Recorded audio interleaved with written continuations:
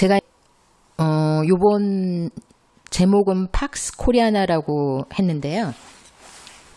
우리가 자꾸 이제 대륙에 초점을 맞춰서 지리감을 머릿속에 가지다 보면 바다를 이제 우리 머릿속에서 지워버리는 경우가 너무 많은데, 우리는 삼면이 바다로 둘러싸여 있는 민족입니다. 그리고 예전에는 강과 바다로 수로, 해로를 이용하는 게 그게 익스프레스, 고속도로였어요. 그리고 우리 고조선은 여러분도 잘 아시겠지만 아주 오랜 옛날부터 배를 만들어서 항행을 자유롭게 했었던 민족입니다. 배를 만들 줄 알았고, 그리고 청동기, 철기 다 그런 게 배 만드는 데 다 쓰이는 그런 도구였고요. 그래서 이 바다를 머릿속에 그리셔야 돼요. 바다를 빼먹으면 사실 역사 지리감에서 60% 이상이 날아가는 거라고 보시면 됩니다. 그래서 제가 이제 지금 열도외가 한외다, 한인이다라고 말씀드렸는데, 우리가 역사를, 고대사 부분을 당대 고조선은 만주, 반도, 열도 전체를 통할하는 패권국이었다라는 게 저의 주장이고요. 이 주장에 여러분들도 상당 부분 동의하시는 분들이 이 영상을 보고 계시리라고 생각하는데, 거기에는 바다가 들어갑니다. 양쪽에 서해와 동해바다가 다 들어갑니다. 그거를 머릿속에서 바다를 지우시면 안 돼요. 그래서 대륙에서부터 반도랑 열도까지를 다 포함해서 저는 최소한 삼국시대까지는 고대사가 다시 써여져야 된다라고 보거든요. 열도에서 일어난 일이, 일본 서기에서 일어난 일은 열도에서 일어난 일인데, 그게 삼국시대, 우리나라 고구려 백제 신라 삼국시대의 영토가 우리는 반도에서만 일어난 일이라고 그렇게 이제 머릿속에 지리적으로 생각하고 있는데, 사실은 열도에서 일어난 일도 이불익으로 포함시켜줘야 된다. 저는 그렇게 생각하고 있거든요. 열도에서 백제 신라가 엄청 싸웠거든요, 서로. 거기에 5세기에 고구려가 들어가는 겁니다. 광개토 태왕의 고구려 군대가 규슈에 상륙하는 게 400년이에요. 거기 본격적으로 주요 등장인물은, 세력은 이제 신라, 백제였다가 거기 고구려가 이제 들어가는 거거든요. 그래서 우리가 삼국시대 고구려, 백제, 신라를 얘기를 할 때 반도 중심으로 생각하면 안 되고 열도까지 포함을 해서 생각해야 된다. 그래야 우리의 머릿속에서, 지금은 대한민국이 남한, 북한 이렇게 해서 한반도로 이렇게 돼 있지만 고대에는 그렇지 않았다, 당대에. 이 지리감을 머릿속에서 확 열으셔야 돼요. 그래서 열도까지 다 포함해서, 여기 이른바 동아시아, 저는 동아시아라는 표현도 저쪽을 중심으로 해서 우리를 동아시아라고 보기 때문에 썩 마음에 들진 않지만, 어쨌든 이른바 이 권역에서는, 이 권역 패권국은 우리였어요, 고대에는. 그거를 인식을 하시고, 외라는 인종이 따로 있었다, 그렇게 생각하시면 안 됩니다. 정치적으로 서로 이권관계가 갈리면서 세력화를 서로 달리하면서 우리끼리 벌였던 정치적 기란관계, 갈등관계, 친할 수도 있고 나중에는 막 대파 싸우고 이제 헤어질 수도 있고 이런 일들이 벌어진 거예요. 그 말씀을 드리려고, 고구려의 바다, 서해는 5세기 때 고구려의 바다였습니다. 나중에는 이제 백제가, 무령왕 때 가면은 백제가 부흥하면서 상당 부분 그걸 뺏어오기도 하는데요. 제 논문에서는 대륙 백제랑 백제 좋아하시는 분들은 아마 제 논문에 대해서 반박을 하실 것도 있으실 것도 같은데, 적어도 5세기는 고구려의 바다였다, 서해가. 나중에 이제 500년대 6세기로 가면 백제가 다시 부흥을 합니다. 그래서 무령왕이 치고 올라오거든요. 근데 백제가 약간 전 불운했다라고 생각되는 지점이 뭐냐면, 고무렵에 신라에서 진흥왕이 나옵니다. 최초의 신라의 정복왕이 진흥왕이잖아요. 그래서 신라, 백제가 다시 이렇게 활약을 할 즈음에 신라 쪽에서도 정복왕이 나오는 바람에, 저는 사실은 열도가 백제가 다라고 생각을 하거든요. 열도 전체는 사실 백제 세력이 가져간 거라고 보는데 대륙에서 산동반도 쪽에 있었던 백제 또는 이제 지금 나나 서쪽이나 이런 쪽에 있었던 백제도 어느 정도 세력화가 돼 있었다라고 보는데요. 궁극적으로는 그게 그 백제의 그 약점일 수도 있었다라고 생각해요. 왜냐하면은 그 백제가 있었던 제국이 지리적으로 너무 뜨문뜨문 있었던 거예요. 이게 하나로 힘을 합쳐서 확 힘을 쏟기가 바다를 끼고 있고 대륙에 있고 반도에 있고 열도에 있고 이렇게 분산돼 있다 보니 정확하게 한 군데다가 힘을 세력을 쏟아야 하는 그런 부분에 있어서는 백제한테 그게 불리한 요인으로 작용도 했다고 봐요.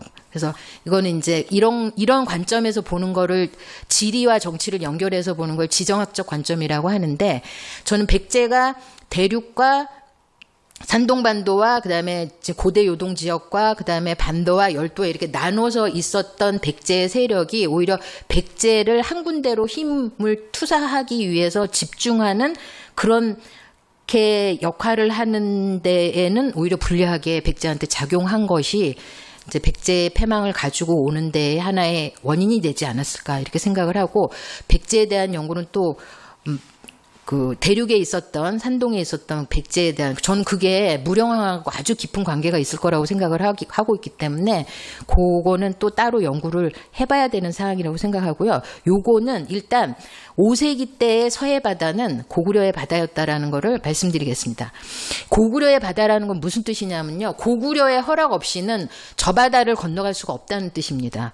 그래서 그 바다를 건너가려면 고구려한테 조공을 하든지 허락을 받고 교역을 하면서 갈 때 삥 뜯기고 하면 좀 나쁜 말로 들리시겠지만 속된 표현으로 고구려한테 상납을 하고 또 대륙에 가서 이렇게 교역을 해서 바꾼 물건을 또 다시 본국으로 돌아올 때 또 그 중에 일부를 상납을 하고 자 근데 이거를 백제가 너무너무 자존심 상하겠죠. 왜냐하면 백제도 같이 부여해서 왔거든요. 그리고 그렇게 사이가 나쁘지 않았었어요.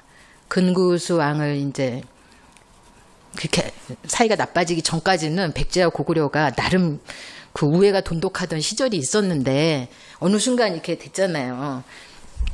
그래서 이제 그 고국원왕을 이제 죽였잖아요.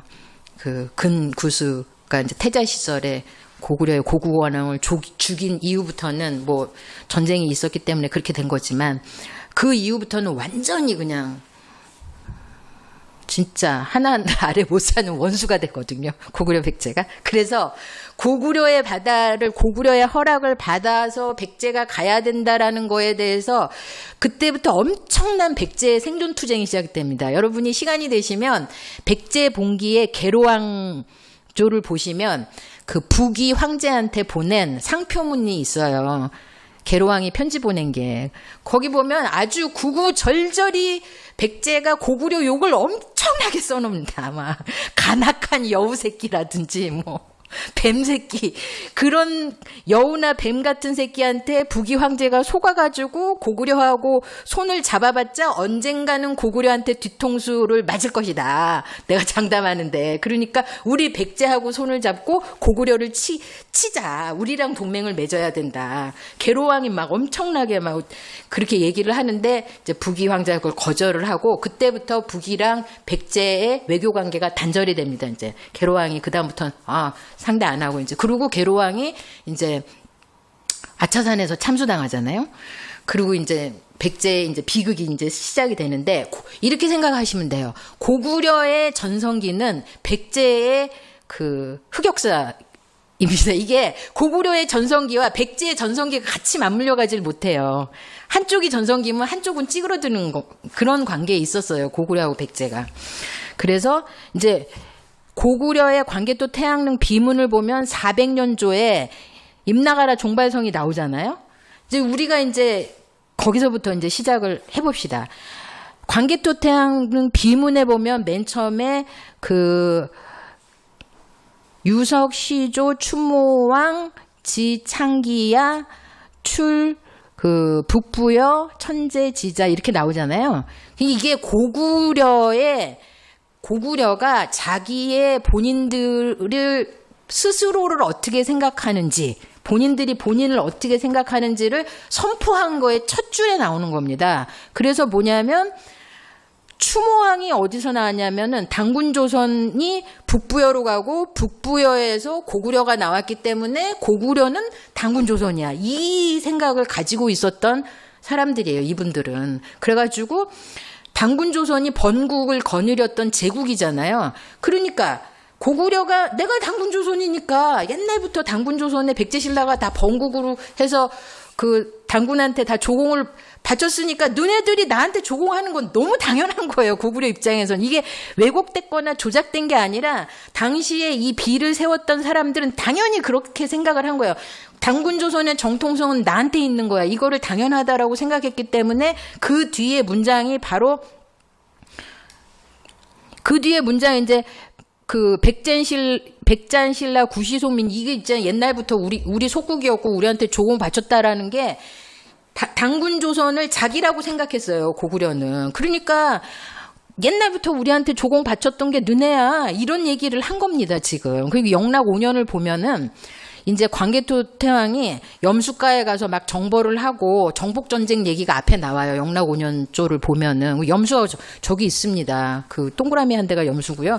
이제 지금도 거기에 그 내륙에서 그 호수에 엄청나게 지금도 소금이 엄청나게 나오는 그 지역이에요. 거기를 다 이제 정벌을 하고 고구려가 먹는 거로 하고 거기서 일직선으로 쭉 내려오면은 거기가 갈석산입니다. 그 밑에 동그라미 있는 데가. 그러면은 그 밑에를 정복하지 않고 위에만 정복했다라는 거는 저는 말이 안 된다고 보거든요. 그래서 그 일대, 그 위에 염수부터 그 밑에 나나 갈석산 있는 데까지를 고구려가 다 이제 그 다물정신, 옛 고토를 회복한다라는 거를 광개토 태왕이 이뤘다고 보는 겁니다. 그래서 그 옛 고토를 다 수복을 하고 뺏겼던 걸 다 수복을 하고 너네들 다 옛날부터 당군조선의 번국으로 우리한테 조공 바쳤던 너네들이 그러니까 나한테 조공 바친 게 당연하지. 왜 내가 당군조선 바로 적통 후계자인데 그렇게 얘기를 한 거고요. 그러니까 이거는 뭐 조작됐다든지 뭐 왜곡됐다든지 누가 손봤다든지 뭐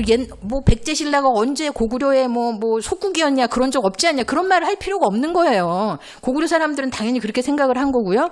그 다음에 그 뒤에 나오는 문장이 이외의 신면요주 이거잖아요. 여기서 이제 외가 아니라 뭐 딴 글자였는데 외로 조작되고 외가 신면연에 왔다 해서 외가 어떻게 왔느냐 이제 여기서부터 많이 갈라지는 여러 가지 내용이 나오는 건데요. 저는 이 외가 누구라고요?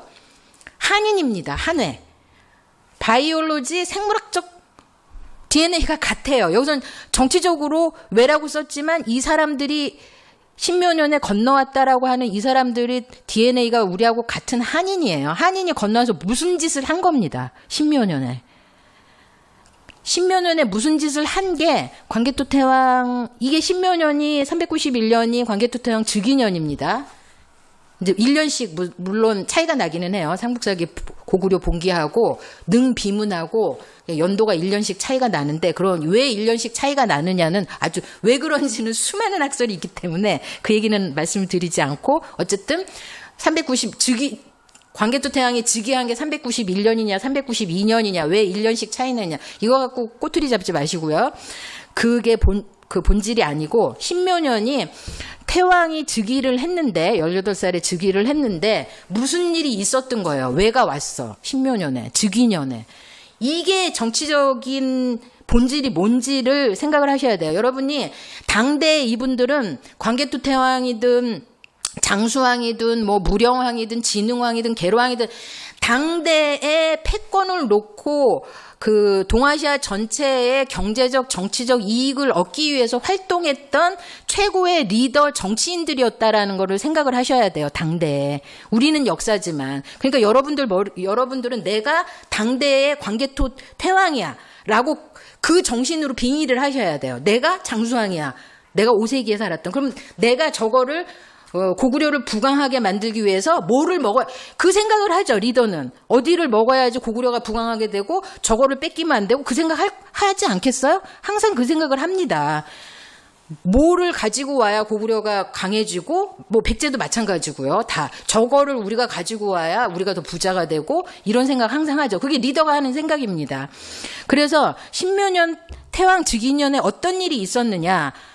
아까 말씀드렸죠. 규슈에 백제가 있었다고. 규슈 백제가 바로 광개토 태양릉 비문에 나오는 신묘년조의 그 외입니다. 그래서 이 얘기가 일본서기 응신기 3년조에 이 얘기가 나와요. 뭐라고 나오냐면 이게 이제 고구려가 규슈에 상륙할 수밖에 없었던 정치적인 동기가 되는 얘기가 응신기 3년조에 나옵니다.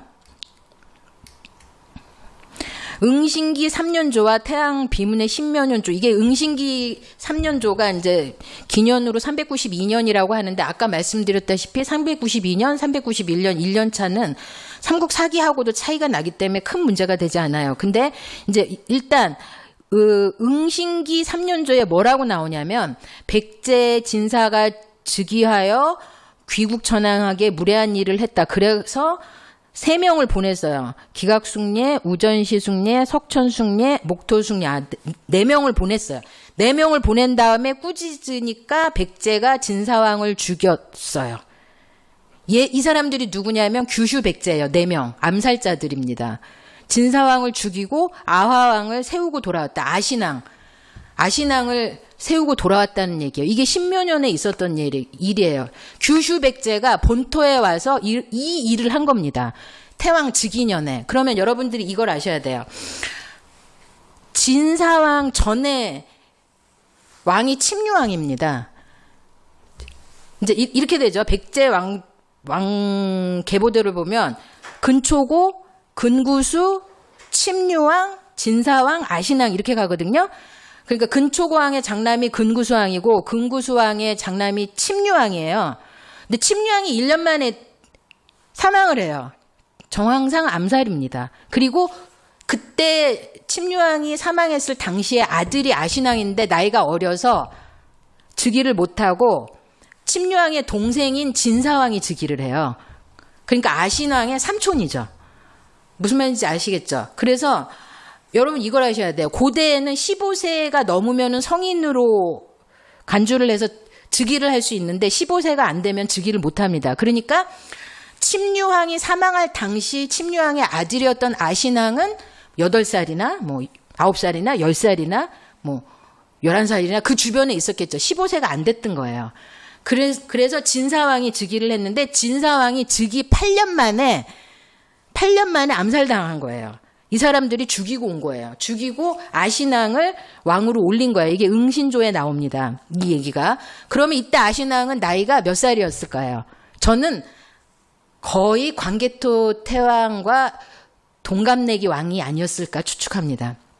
아마도 광개토 태왕이 15살에 즉위를 했는데 아신왕도 10대 후반 그 주변이었을 것 같아요. 비슷한 나이. 왜냐하면 아빠 침류왕이 죽었을 때 8살, 9살, 10살 그 즈음이었다면 진사왕이 8년을 즉위하고 죽었잖아요. 그러면 만약에 10살이었다면 아신왕이 그때 15살이 되는 거예요. 진사왕 죽고 아신왕 즉위할 때. 이해가 가세요? 그렇게 되는 겁니다. 아무튼 그래서 동갑내기 아신왕이 이제 즉위를 한 거예요. 근데 이걸 아셔야 돼요. 진사왕이 침류왕 죽고 진사왕이 즉위하고 그다음에 광개토 태왕이 즉위했을 때에 백제를 공격하잖아요. 광개토 태왕이. 그럼 진사왕이 대패를 합니다. 연달아 10월과 7월에. 그래가지고 진사왕이 백제봉기를 보시면 무슨 일을 하냐면 그러면 대패했어. 그럼 어떻게 해야 돼요? 여러분들은 어떻게 하실 것 같아요? 막 다시 어떻게 막 전열을 가다듬고 막 전쟁 준비를 다시 해서 저 고구려군한테 어떻게 다시 이겨볼까? 국방을 다시 막 하고 체제를 다시 정비하고 뭐 계속 싸울 거면 광개토 대왕 고구려군하고 계속 싸울 거면 연달아 대패를 2번을 했는데 그 다음에 어떻게 해야 돼요? 다시 전쟁을 하려면 진열을 정비하고 뭔 일을 해야 되잖아요. 안 해요. 근데 진사왕이 뭘 하냐면 꽃을 가꿔요. 그리고 연못을 가꾸고 그리고 막 사냥 가서 막 놀고. 이건 무슨 태도일까요? 안 싸우겠다는 거죠. 고구려하고. 그러니까 거기에 뭐라고 나오냐면 백제봉기에 새로 즉위한 고구려 왕이 전쟁을 너무 잘한다는 소문이 많이 퍼져서 진사왕이 쫄았다. 뭐 이런 식으로 나와요. 그러니까 진사왕은 주전파가 아니라 강화파나 주화파로 돌아선 거예요. 이해하시겠죠? 싸워봤자 남는 것도 없고 내가 죽겠구나. 그냥 어떻게 대충 고구려한테 항복을 하고 뭐 매년 조공을 하든지 뭐 이런 식으로 잘못됐다고 하고 고구려 심기를 건드리지 않는 게 좋겠다. 이렇게 정책을 한 거를 백제에 있는 내부에 있는 정치 세력들이 다 동의했을까요? 아닌 거죠. 고구려 밑으로 가서 강화를 하고 항복을 해? 백제 자존심상 그게 용납이 안 되는 주전파가 있었겠죠. 싸워야지. 무슨 소리야. 싸우지도 않고 저딴 짓을 해? 그러니까 정치적으로 생각하시라는 말씀을 드리는 거예요. 그런 파는 진사왕한테 굉장히 불만이 많았겠죠. 저런 식으로 행동하는 게. 그런 사람들이 어디에 있었다? 규슈 백제.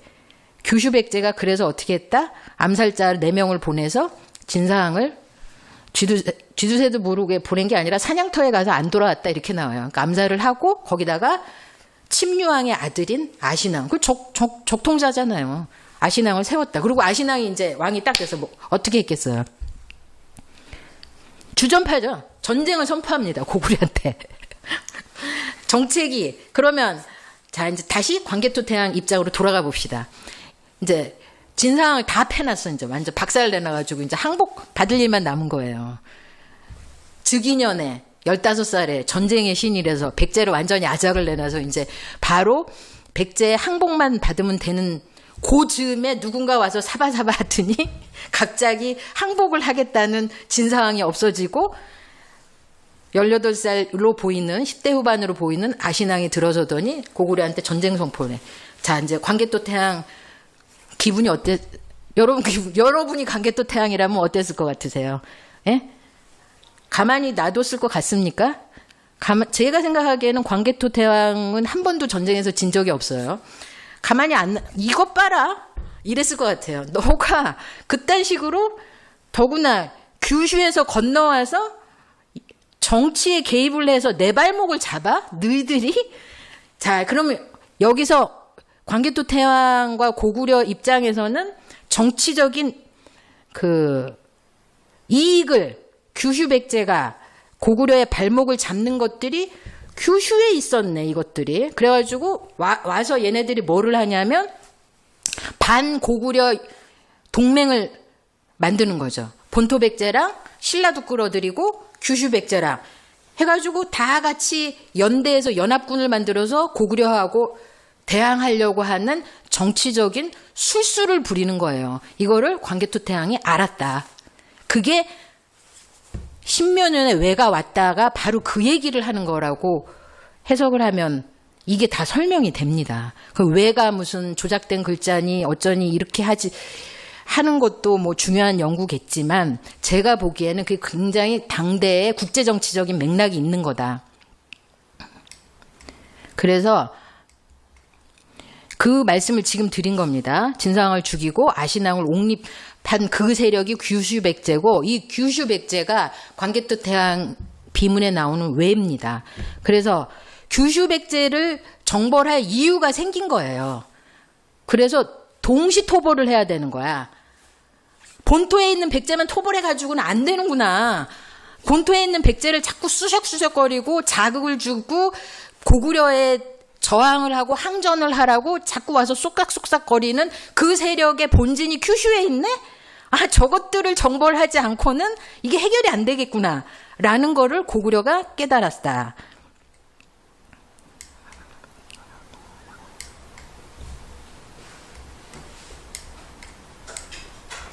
그래서 이게 이제 아까 말씀드린 거예요. 그래서 그 내용이 광개토태양 등 비문에도 나옵니다. 그래서 이제 제가 보면 이제 본토 백제와 부역하는 그 본토 백제를 잡고 이렇게 꼰질러 가지고 쏙싹쏙싹 해가지고 고구려에 저항하라고 하는 그 세력이 규슈 백제 있고 규슈까지 다 토벌을 하지 않으면 고구려의 발목을 계속 잡겠구나라고 생각을 하게 된 거죠. 그게 십여 년에 있었던 사건이라는 겁니다. 그래서 규슈에 상륙할 수밖에 없었던 거죠. 거기 본진을 토벌을 해야 되니까. 그래서 그 신면허는 391년이고 391년은 제가 지금까지 설명드린 게 이 내용입니다. 그래서 그 뒤의 내용은 그럼 어떻게 연결되느냐.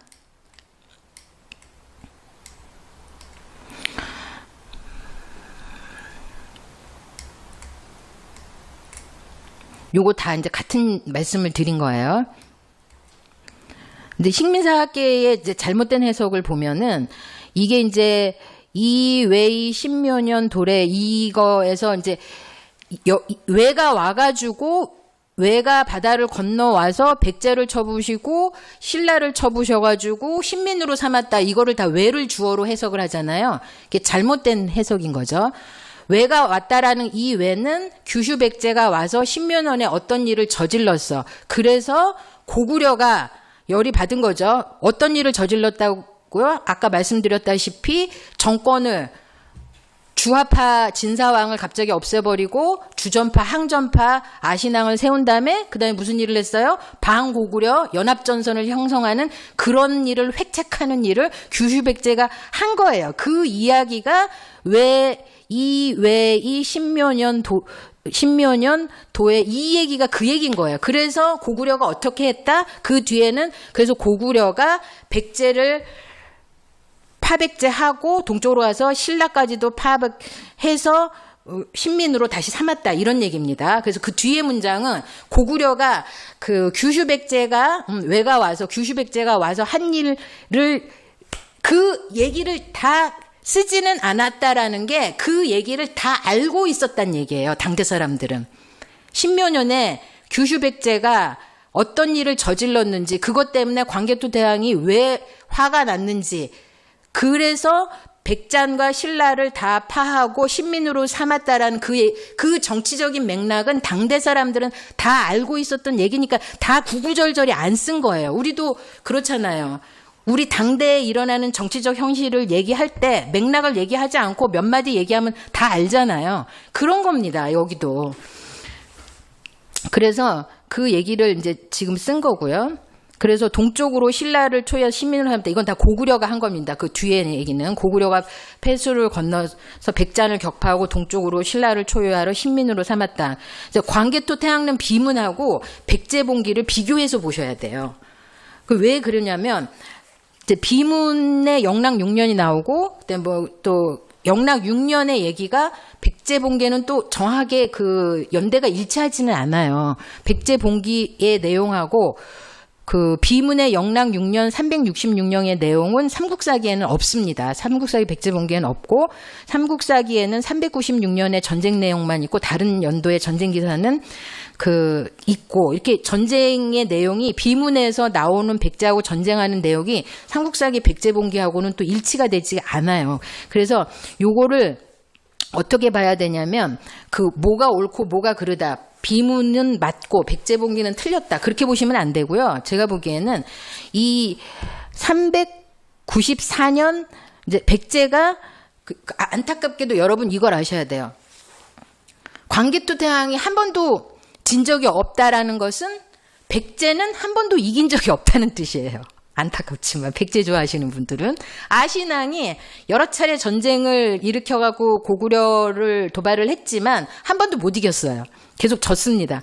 그래서 394년에도 패배했고 395년에도 대패했어요. 그래서 아신왕은 매년 고구려한테 패했습니다.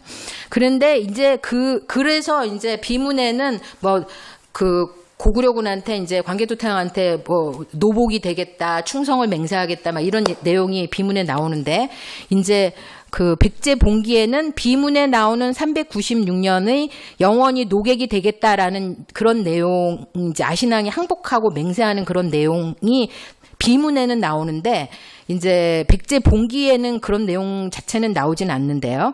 그 이듬해 397년에 백제가 396년에 여러분 이걸 아셔야 돼요. 광개토 태왕 비문의 396년에는 아신왕이 고구려의 노복이 돼서 영원히 종이 돼가지고 충성을 맹세하겠다고 했는데 백제봉기 97년에 가면 아신앙이 백제하고 화해를 아신앙이 규슈 백제하고 화의 조약을 맺어요. 공식적으로. 그러니까 고구려 입장에서는 배신한 거죠. 말은 노복이 되겠다, 충성을 다하겠다 막 이렇게 해놓고 바로 규슈 백제하고 다시 동맹 조약을 맺으니까 광개토 태양 입장에서는 거짓말을 한 게 된 거죠. 백제가.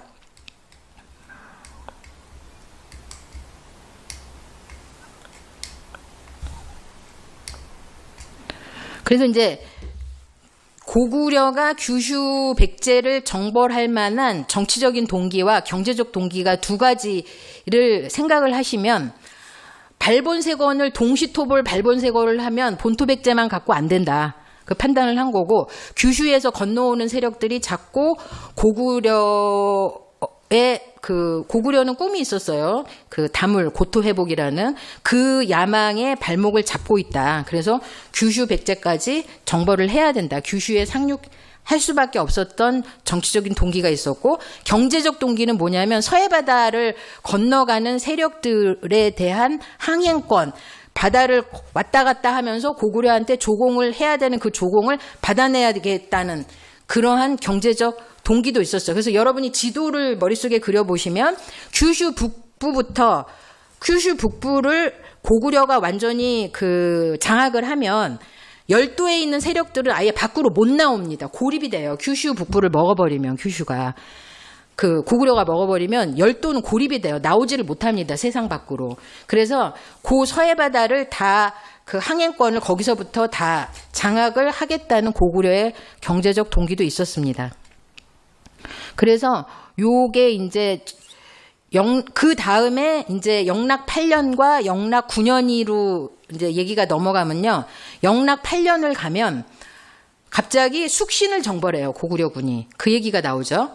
영락 8년에. 그리고 영락 9년 기해년을 가면 백잔이 외와 화통했고 신라의 외가 막 드글드글 해가지고 신라가 절체절명 외한테 이제 나라가 망하게 생겼으니까 구원 요청을 한다 이렇게 나와요.